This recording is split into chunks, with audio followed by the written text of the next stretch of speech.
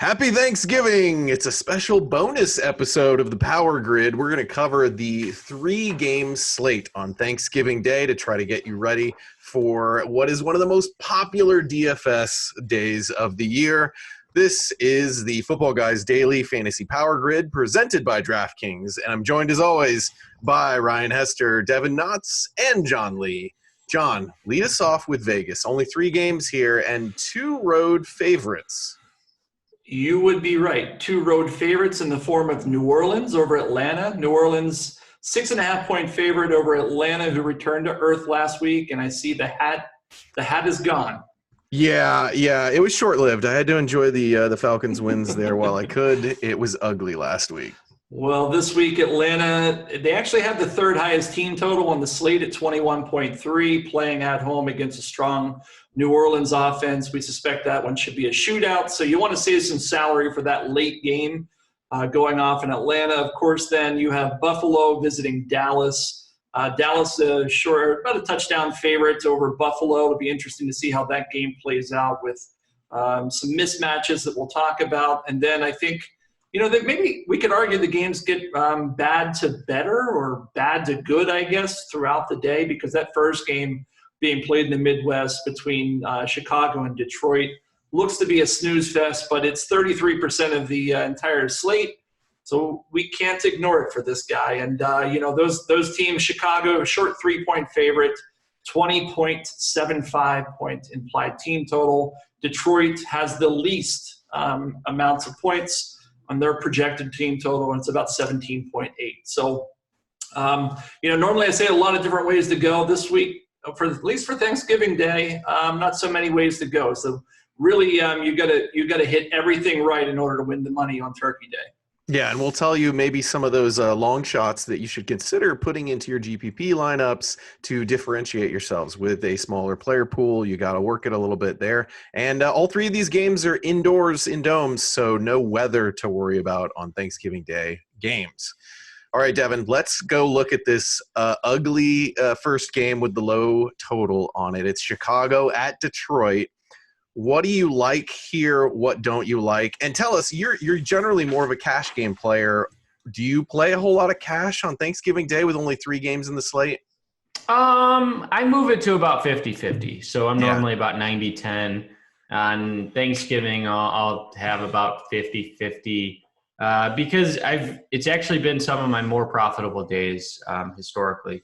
So now, is that going to predict future success? Probably not. But regarding the Chicago and Detroit game, maybe it's the lack of sleep that I've had this week, but it's probably one of my favorite games this week. Oh.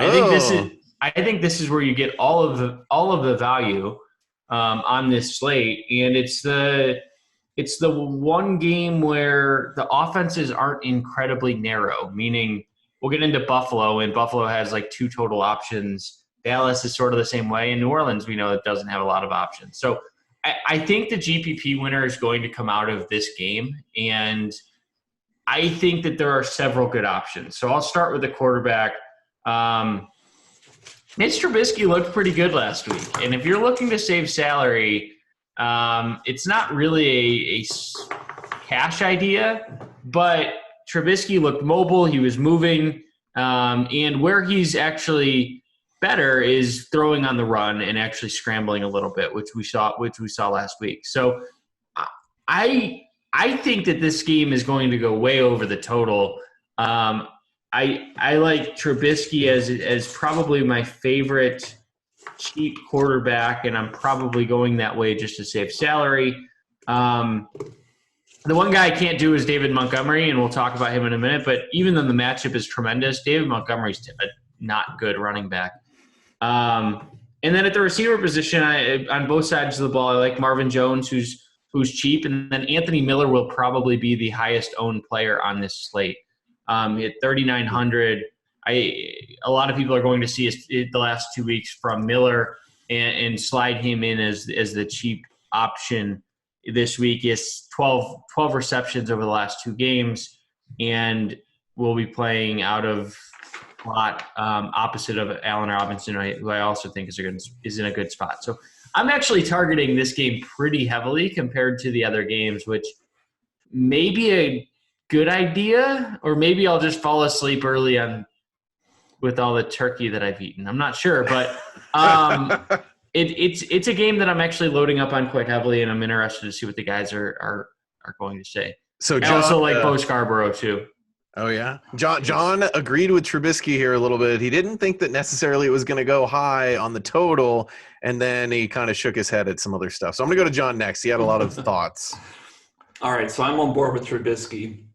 The Detroit Lions are the 8th friendliest defense to opposing quarterbacks this season. I think they're just a notch below the Atlanta Falcons, who are a team we traditionally like to target against when you're playing a passing game. So Trubisky, who I think was mentioned on this show last week by a particular person, we're going to go at all. Never. We're gonna go back to him. I think, and it's going to be unanimous when it gets over to Ryan on that front. Yeah. But Trubisky is a good choice on this limited slate. I think I heard what I was disagreeing with was Anthony Miller being the highest owned player on the slate. I don't see that happening. I think that's going to be Michael Thomas. I think Michael Thomas will be, despite his salary, probably 70% owned, and probably for good reason. But, I do think that Anthony Miller is an interesting play, though, because Taylor Gabriel, I think he suffered his 2nd concussion this year, which almost assures he won't be back in time for this Thursday night game. The name I'm looking at is a GPP differentiator, and maybe this is a time where I'll chime in my first. You got to find unique lineups to win this slate. That is a key. You've got to hit on everything. So if somebody scores 2 touchdowns, you need that person, and every one of your players has to either get 100 yards or a touchdown in order for you to even have a chance to win this, because there's just not enough uniqueness to go around. And with that in mind, I think Javon Wims is interesting. What is he, 3,000 in my notes? He's 3,000. And when Taylor Gabriel was out earlier this season, he played 94 and 96% of the snaps. I think that he'll be really interesting. And the question is, what will his ownership be? As long as it's sub, say, 20%, I'm still on board with going with him as a differentiator. I do think that Allen Robinson and Anthony Miller are still in play.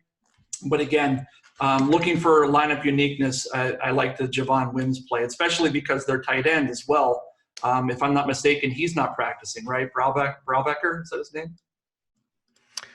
I'd have to look that up. It's early in the week. We're recording Tuesday night. Yeah, and he's not practicing. I believe he's not practicing, which means, and Shaheen's not practicing as well. So there's not a whole lot coming out of the tight end position. And let's just be clear, for the Thanksgiving slate, most of what we're recommending here is GPP plays. Yes. If we don't specify, we're pretty much talking about GPPs here. Ryan, what do you think about this game? Are you as excited about it as these other guys? I'm getting kind of nervous because I thought this was going to be the lowest owned kind of game. I can't say I'm as quite as excited as Devin is about it because but the good thing about what Devin's doing is he'll know before dinner whether he's going to win or lose money. So at least there's that. Yeah. But it does make an interesting game theory point, to throw in a couple lineups where you go heavy on this game and light on the late game, right? Because there's going to be a lot of people that want to get those guys in from that late game, just given the total, given the excitement around those offenses and the lack of excitement around these ones. So it is interesting. But one other player that I didn't see mentioned or didn't hear mentioned is Tariq Cohen. Yeah. So Detroit is 32nd in the normalized strength of schedule rankings that our good friend Austin here puts together. And that is over the last 5 weeks, and it adjusts for strength of opponent. So they are just dead last in that stretch. And so, Devin said he didn't like Montgomery, which the matchup makes me think that I like him, but I think Cohen will be involved kind of regardless of how the game goes. And it might be interesting and sort of a differentiating stack to mix Cohen and Trubisky if you are into this game, because you could get a kind of a stack touchdown there given Cohen's pass catching ability. John, you waved your signs there, so go ahead and take the mic. Yeah, I didn't want to interrupt, but I forgot something, and that was I think the Chicago Bears defense might be the best defense on the slate, for what it's worth. Jeff Driscoll, I think what he brings to the table is speed and dexterity within the pocket. and he's injured right now. He was injured in the last game, and I wonder whether or not he's going to bring any degree of mobility. I think it's a hamstring injury, if I'm not mistaken. It is, looking at my notes. And if he's a pocket quarterback, I think that team suffers dramatically. And the Chicago Bears, they've got their own issues, but they've allowed the third fewest fantasy points per game to wide receivers, which I think is a big downgrade for guys like Galladay, Jones, Amendola. I just don't like where this is all going. I think if you're going to go anywhere, back to where Devin started, maybe Bo Scarbrough is an option on a limited slate, but I really think that you could fade the majority of the Detroit Lions and feel fairly comfortable about it going into that game, because Driscoll's lack of mobility changes that offense altogether, in my opinion. Yeah, I think you're going to see Chicago's defense as a very popular play. If we're talking about GPP and we're thinking maybe Trubisky here, who's your favorite stack combination with Trubisky here? Are we talking Robinson is probably going to be the most popular one. Do you guys see a better option as a differentiator here? I'm going Robinson, Miller, and Trubisky. Yeah. What do you think, John? It's probably Robinson, unless I can get Wims at sub 5%, and then I'm happy to go with him and hope that he has one of those weird 2 touchdown days. Yeah. What do you think, Ryan? Yeah, I think if you do go Robinson, you need one more too, just to fully differentiate that team effort. So maybe even Cohen, since I mentioned it before. Yeah, and he's been getting a lot of catches from Trubisky as of late. Update on the Ben Brownecker also is in the concussion protocol. So he and Gabriel are both very, very unlikely to play. And the other Bears tight ends, Trey Burton's on IR, Adam Shaheen is out. So it's Jesper Horsted and JP Holtz. So yeah, let's pretend like we didn't even necessarily talk about it. But if one of them, catches 2 balls for 14 yards and a touchdown and you're the only person to have them. Yeah, I think that makes Cohen a more appealing play with all those guys out. I agree. All right, let's move on to the next game. Please comment in the YouTube comments, and we'll chime in and let us know who you like, which of our picks you like and dislike. Let's move on to that middle game. That's the Buffalo at Dallas game. John, I'm going to pitch this to you first, since you're the Dallas Cowboys fan. I want to hear what you think of this game. Yeah. Oh, I'm sorry. Don't want word to get out. Yeah. Don't tell anybody that. From Buffalo's side, I'm interested to see how Cole Beasley comes out of this game. This is a revenge narrative game for him. Oh my God. John loves Cole Beasley. Narrative Cole Street. Beasley. He was pissed off last year. Sorry, Joe, that the Cowboys weren't throwing to him enough. And now he's in Buffalo. He's having a decent year. Touchdown last week, 6 for 76 and a touchdown. Fellas, that's almost 20 DraftKings points. So I just do we think he's going to have that again though? Like, that's his best game in like 5 years. It's a little bit point chasing from your favorite wide receiver. I'm just pointing it out that there's a narrative to be had here. Whether or not the coaching staff plays into it is a whole other thing. What's interesting to me from Buffalo's side, I think both running backs are in play on a short slate like this. Everybody's going to be on Devin Singletary, but you shouldn't sleep on Frank Gore. He continues to get usage. I think, I know Devin plays a lot. This Devin plays a lot more in FanDuel than I do. And he's probably more viable over there, although I haven't checked the pricing because he doesn't catch a lot of passes. He's only got 2 receptions over the past 5 weeks, but he's coming off of a week where he touched the ball 15 times versus Singletary's 22. And my suspicion is that he'll be owned at about 25% of the level of Singletary. So for that reason, again, game strategy, I think that Gore, especially because he's still being used inside the red zone as recent as last week, he's certainly in play. GPP flyer, everybody's going to be talking about John Brown. I won't even mention him because I know that Devin's going to go on his jock tonight. Isaiah McKenzie, 16 targets over the past month. Nobody's talking about him. He continues to be highly used since the Zay Jones trade. I really like him. And then on Dallas' side of the ball, Dak at home, he's been really good at home this year. If you don't believe me, check out his stats. But really what I like here is Zeke. Zeke hasn't had a great year to this point, but Buffalo, they don't stack the box often, which is strange to me. They really sell out to stop the pass, which has worked well for them this season. But this is a situation where Zeke is a touchdown home favorite. He's got 20 touches. He's averaging 20 touches per game over the past, let's call it half a season, 6 weeks or so. He's the guy I'll be looking at. And if you want to go passing, I think stay away from Amari because I don't think, number one, he's 100%. And he'll be shadowed by Tre'Davious White, which really leaves the other side, Michael Gallup, to go up against Levi Wallace. And if you check him out over there at Pro Football Focus, I think he's ranked 77th out of 84 qualifying cornerbacks. And he's been targeted on once every 8 coverage snaps. So Michael Gallup is the guy you go to in the receiving game this week for the Cowboys. And I'll stop there. Devin doesn't like that Gallup pick. Why not, Devin? It's Randall Cobb week. Oh, Randall Cobb week. All right. Randall Cobb is the top receiver in Dallas. He has been over the last 3 weeks. Has 106 yards and a touchdown, 115 yards and a touchdown, and 86 yards in 3 consecutive weeks. Last week against a good Patriots team. He's the big play guy that I think you want this week that is facing off against Taron Johnson, who's actually lower rated than Levi Wallace. So I think that Randall Cobb is in a fantastic spot this week.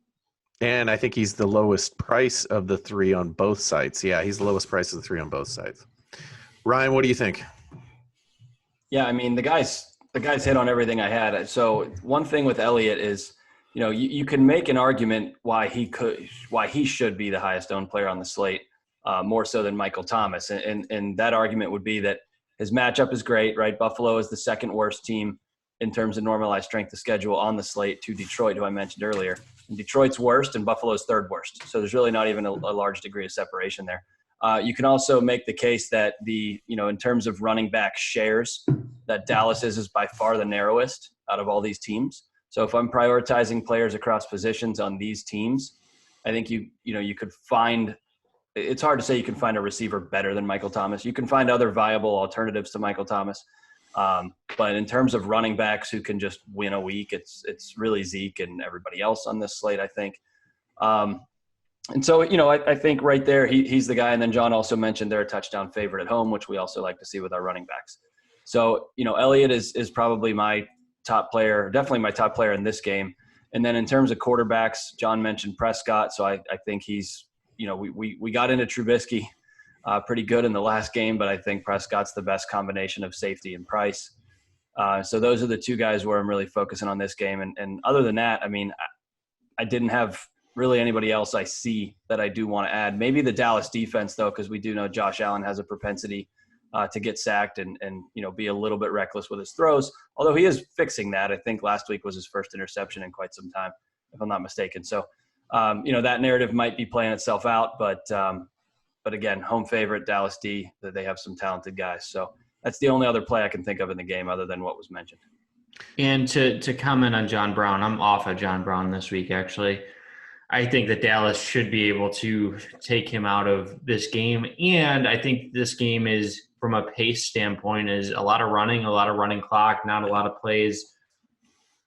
Kind of an afternoon snoozer, if you will. So I'm actually off this game almost completely, with the exception I'll have some running backs for both sides, and then Randall Cobb, which I mentioned. Yeah, I think Elliott's going to be a very popular play in this game, and I think some people are going to get on the Dallas defense there. That could be stacked, Elliott plus the Dallas defense. Let's talk about the Saints and the Falcons. Ryan, I'm going to pitch it to you first. If you like our show, please hit that like button, hit subscribe, and hit the little bell so that you get the notifications when we post new content. We're watching a few injuries here. We've got Julio Jones with a shoulder injury. I don't know if he's going to go. If he does, he may not play his full complement of snaps. On the other side, potentially covering him, Marshawn Lattimore is dealing with a hamstring injury still, but he might be back.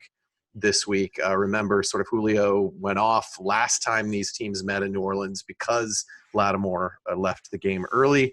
And then I don't think Devonta Freeman's going to play in this game, but he did get in some practice. So keep an eye on him. Not really. You probably shouldn't be looking at the Falcons running game regardless, but maybe that helps the Falcons offense as a whole a little bit.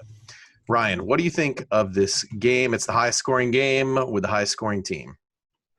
Yeah, so is there any I guess I'll pitch it to the other guys here first, but is there any game theory in play with having Julio Jones in your lineup? Just because, yeah, there's late swap, but who else are you going to put in if he doesn't? I see he and Ridley are 700 apart, but do you think he's going to go low, and is it worth even messing around with, or are we just, are you guys just thinking you fade him completely due to the injury and or some other situation? I think we'll know by Thursday morning. That's fair. If we don't know by Thursday morning, I'm a big fan of one way you can make your rosters unique. I keep talking about this throughout the show, is to not spend your full $50,000, right? And I really do believe that you can win this slate with a $45,000 team. And with that in mind, if you really like Jones, leave an extra $2,000 on your salary, such that if he does get ruled out late, you can switch over to Michael Thomas with no issues. See, I would almost play it the opposite way because I get really nervous about Julio. I think it could be a situation where he's active, but he sort of pulls himself out of the game even more than usual and ends up playing like 50% of the snaps or re-aggravating it. He generally tries to play through these kinds of things, but then once he's out there, has to sort of pull himself out a little bit. So I would almost say, if you've got Michael Thomas in your lineup and you're going into the late games and you're toast, but Julio's active, you could switch off of Thomas to Julio because everyone's going to be on Thomas. That's kind of the only way I'd get Julio into my lineup because he has enough upside that if you're kind of screwed going into the late game, then maybe that's your move. But what do you think about that, John? You're the GPP expert here. No, I mean, I was actually thinking that's exactly what I would do. If you want to go contrarian, right? Going into that last game, if you realize you need to catch points on the masses, then you do something that is contrarian, like what you described.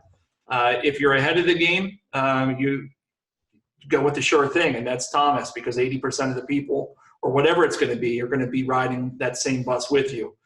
The thing is, however, you can't go into that late game with Julio Jones and an extra $700 of salary, because you can't move up. You can only move down to Calvin Ridley. Well, if you put him in the flex, you can go to Kamara.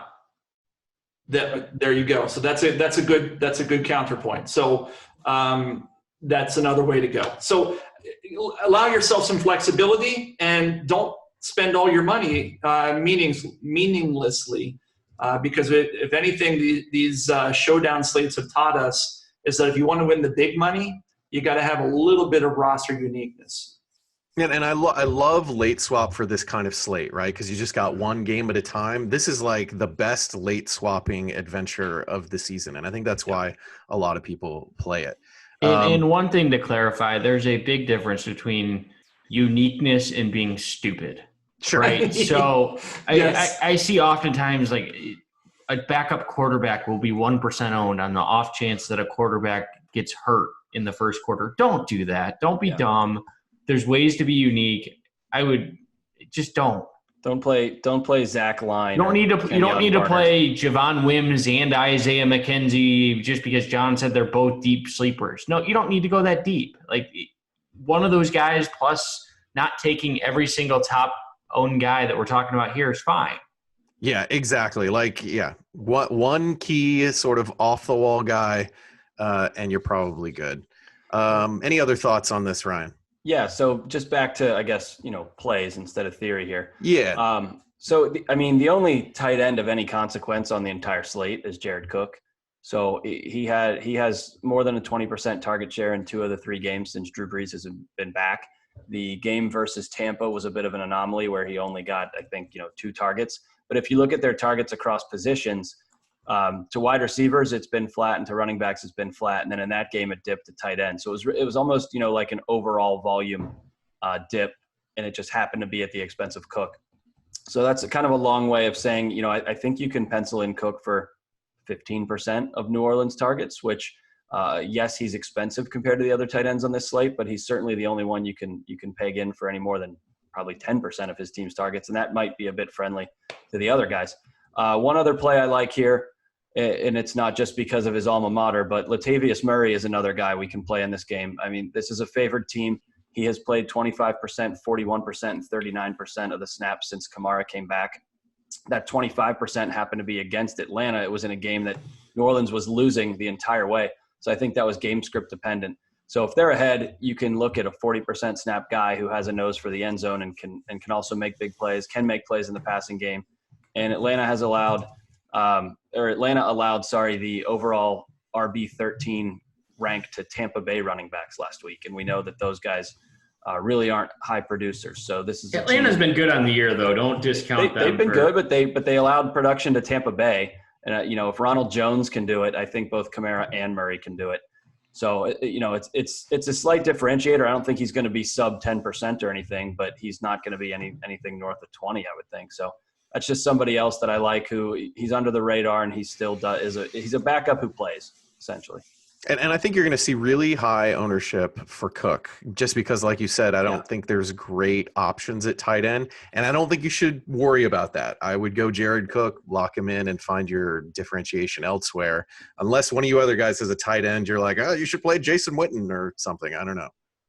No, we don't have that. Okay, just making sure. Adam Shaheen is a deep play, but he's out though. He's hurt. Yeah, he's out. Yeah, I don't think you mess around with tight end. I think you plug in Cook and you move on and find other interesting plays elsewhere. Any other thoughts on this game, guys? I'll throw just because just to be contrarian, Jaden Graham in the same game. Luke Stalker's out, and last week when Luke Stalker went out, Graham played just about every snap, so he could be a 90% guy. And just by volume alone, being contrarian, you'll see this is a trend with me on these short slates. You got to find ways to differentiate. I don't hate it as long as he's cheap enough. I don't know his price off the top. 3,100. 3,100. Yeah, I mean that's not terrible. And if Cook, as you guys are saying, is going to be something crazy like 60 to 70% owned, then I think you need to think about ways to differentiate. But looking over the tight end slate, there's nothing in Chicago that you can go with. Detroit, maybe T.J. Hawkinson. That doesn't make me excited. Neither of the Cowboys tight ends make me excited. So Graham, Dawson Knox, maybe for Buffalo. Do you have to differentiate though? I mean, not in this, not here. Not a tight end. I think it's just a free square that everyone is playing an eight game roster instead of a 9-game roster. This is where we're gonna disagree, because in order to win this, I'm not trying to finish in the top 10%. I want to win. Sure. And if you want to win, you got to get every piece right to win this. Because I was just actually, while Ryan was talking, I pulled up what the big contest on DraftKings is. It's a $20 lottery ticket, $1.75 million total prize pool, $300,000 to first. There's 100,000 lineups. Somebody's going to have the perfect lineup, and I will bet you any amount of money that Jared Cook is on that winning lineup. That's a bold statement. Ooh, I'll bet you. Well, I don't want to put the stakes, but I'll bet you he's not, because I think the odds are in my favor. All right. Well, there you go. I mean, this makes it interesting. I would have Cook in like 100% of my lineups. All right. Any other thoughts on this specific game? No. Okay. Parting thoughts. Any other sort of game theory you have for this kind of special 3-game slate? John, let's go to you first. Parting thoughts. What do you think? I think I covered a lot throughout the course of the show, so I'll stop there and just say that Devin and I are both writing articles to cover the slate to give a little bit more written insight into kind of what we're thinking and how to approach it. I'll write one for DraftKings, and Devin will write one for FanDuel, and those will be available sometime tomorrow, that being Thanksgiving Eve, on the Footballguys site for subscribers. Yeah, we record this Tuesday night, so we'll try to get something out Wednesday for that, the day before Thanksgiving. Ryan, parting thoughts. Yeah, game theory, don't use your oven to cook your turkey. Fry it or smoke it. Nice. And dark meat is better than white meat. Oh my gosh, that's going to be the thing people comment on most on the YouTube comments. Moist is better all the time. Devin? I'll just say load up on sides. Sides of the star. here. Sides of the star. The turkey, you can have turkey sandwich every day for lunch. Yeah, I'm with Devin on that one. Totally agree. Give me some mashed potatoes and corn and a little bit of turkey, and I'm good. So you're saying fade Michael Thomas and play everybody else? I don't know what that has to do with turkey, but Well, Michael Thomas is the turkey of the slate, and the other guys are all the sides. I think he's saying play Ted Ginn. I think that's what I heard. no. I mean, Ted Ginn's always in play, but There it is. Got him. Nice, exactly. Thank you all for watching. I hope you have a fun and safe time with your family over Thanksgiving, and thank you for watching. Please check out all of our content over at footballguys.com, and check out the other half of our double feature episodes for week 13. We've got the main slate episode that's sort of like our usual weekly show that we will also post on YouTube. We'll be back next Friday morning with our Week 14 episode. On behalf of John Lee, Devin Knotts, and Ryan Hester, I'm Austin Lee saying thank you for watching, and thanks for being a football guy.